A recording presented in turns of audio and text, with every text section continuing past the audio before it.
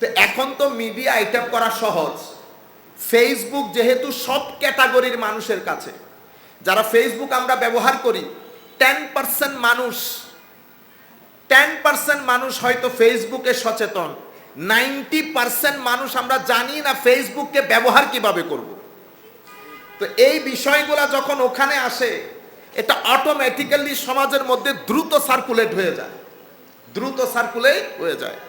তো যিনি এই মেসেজটা বাজারে ছেড়েছেন, উনি ছেড়েছেন একটা প্রপাগান্ডা হিসেবে, কিন্তু আপনারা 90% মানুষ A B K B, C K C, D K D, E K E, F কে এরকম করতে করতে জেড পর্যন্ত 2 মিনিটের মধ্যে ছড়িয়ে গেছে না? আপনাদের লাভ হয়েছে? কার লাভ? যিনি প্রথম ছেড়েছেন তিনি কিন্তু মাসের শেষে $5,000 নিয়ে ঘুমাই পড়ছেন। বুঝতে পেরেছেন? এবার 1 মাসে না, এবার যখন মিলিয়ন ভিউ হয়ে যায়, এটা অটোমেটিক্যালি কি হয়, সার্কুলেট করে। একটা হচ্ছে এই লাভ, আরেক